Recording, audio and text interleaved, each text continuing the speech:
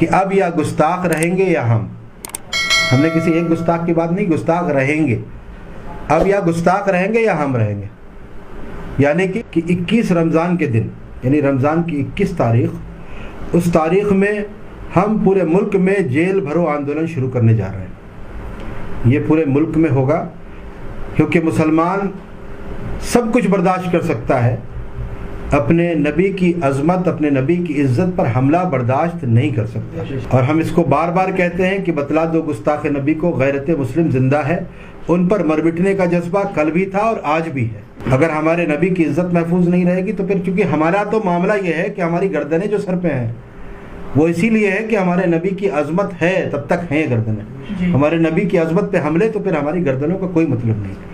اور ہم نے ایک سلوگن دیا ہے، ہم نے پوری امت مسلمہ کو، بالخصوص ملک ہندوستان کے تمام مسلمانوں کو یہ پیغام دیا ہے کہ اب یا ہم رہیں گے یا گستاخ. کیوں؟ کیونکہ گستاخ باہر گھومتا رہے اور ہم آرام چین سکون سے بیٹھے رہیں، یہ ہمارا عشق گوارا نہیں کرتا.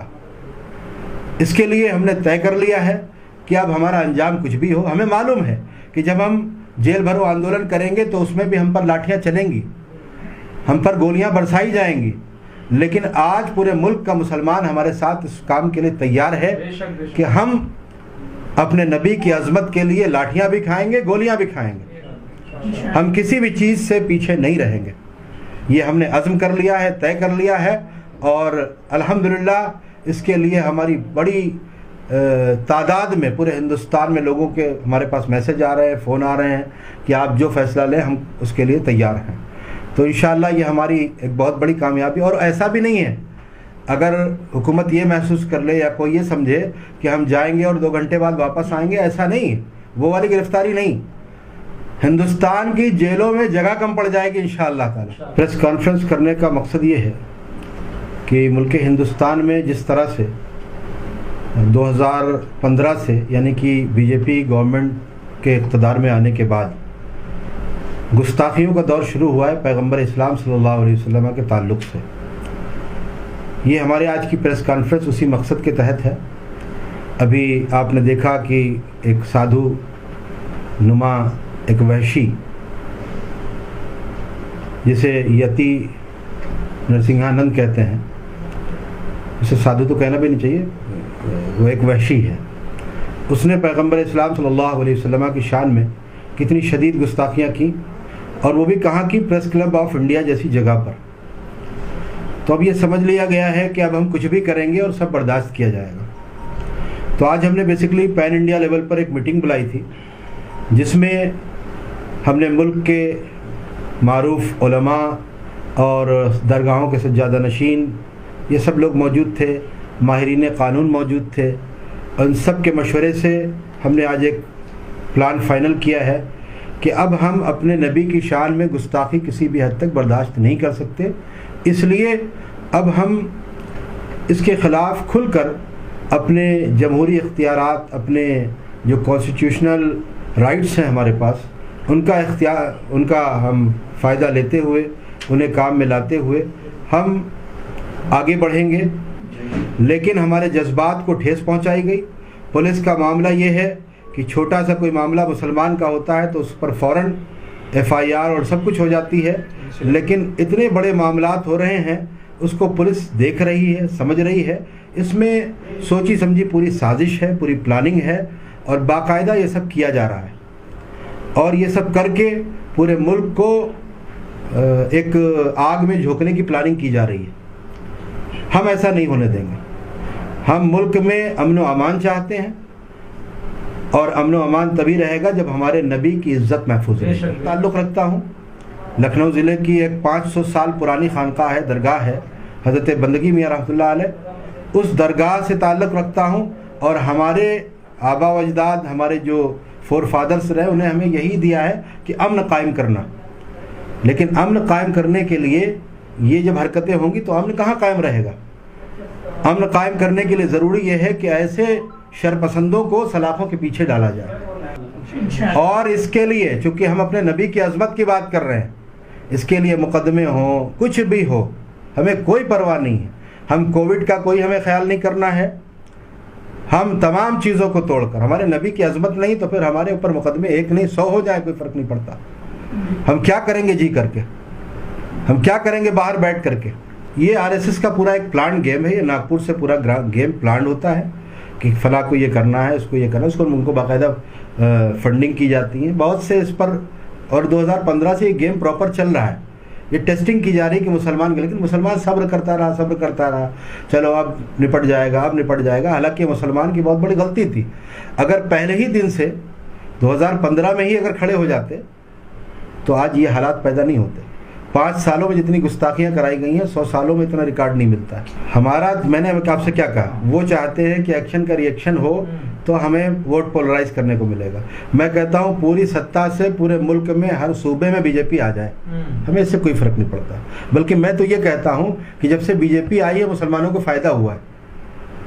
اگر ذاتی طور پر دیکھیں تو مسلمانوں کو فائدہ یہ ہوا ہے کہ مسلمان جاگا ہے, ایکجٹ ہوا ہے, سمجھ رہا ہے کہ حالات کیا ہیں.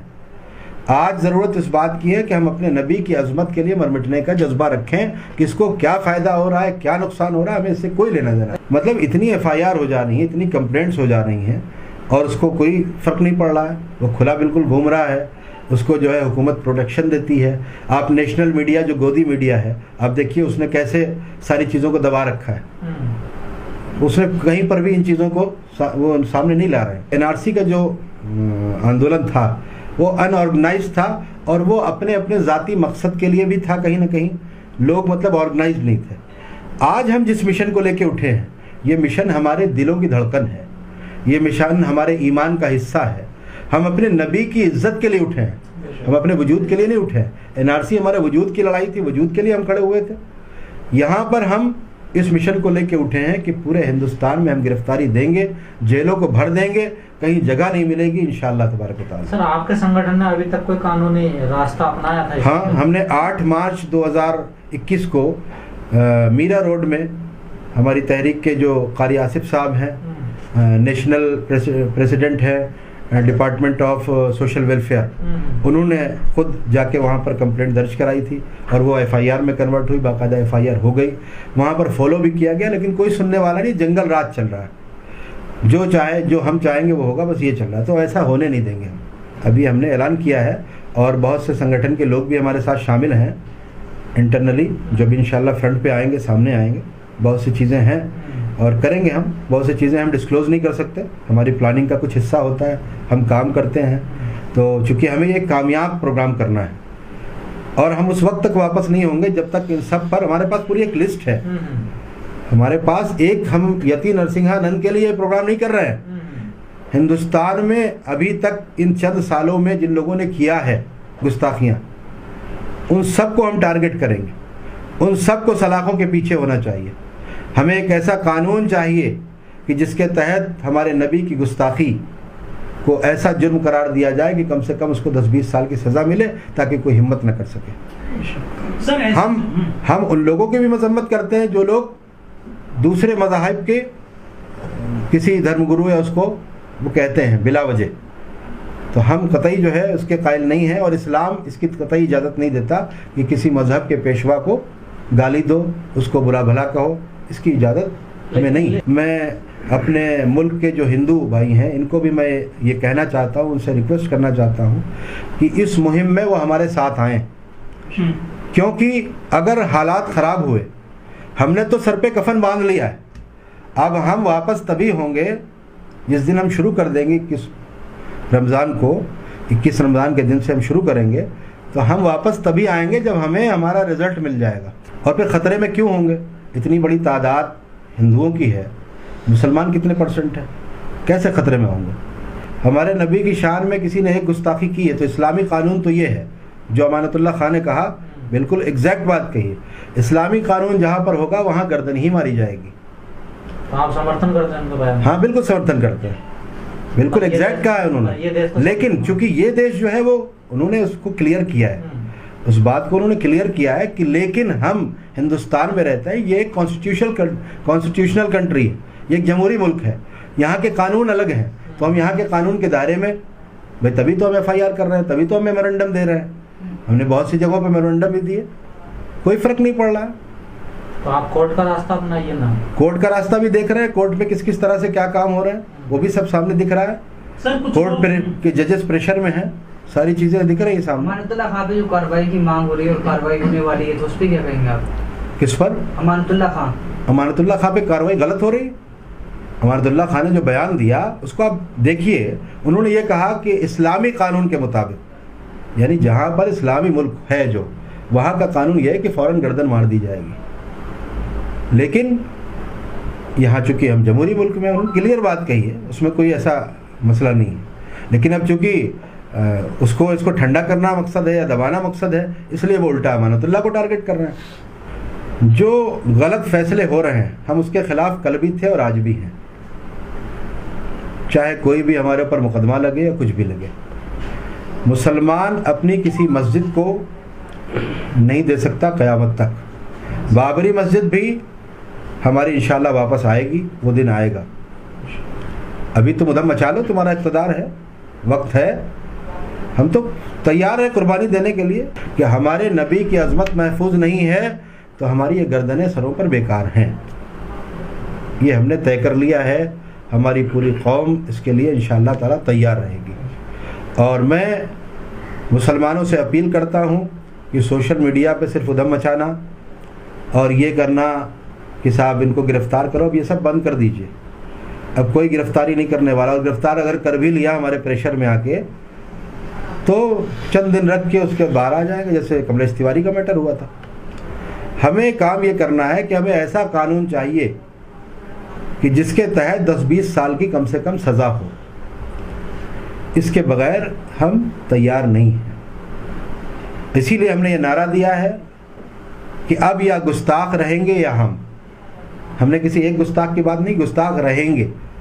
अब या गुस्ताख रहेंगे या हम रहेंगे, यानी कि हम चैन और सुकून से तभी बैठेंगे जब गुस्ताख सलाखों के पीछे होंगे, और अगर गुस्ताख आगे वो घूम रहे होंगे, आज़ाद घूम रहे होंगे, उन पर कार्रवाई नहीं होगी तो हम चैन और सुकून से नहीं बैठेंगे। हम अपना पूरा जोर लगा देंगे उसके लिए इंशाअल्लाह ताला। ने अभी तक हमारा चैनल सब्सक्राइब नहीं किया तो हमारे चैनल को सब्सक्राइब कर लें।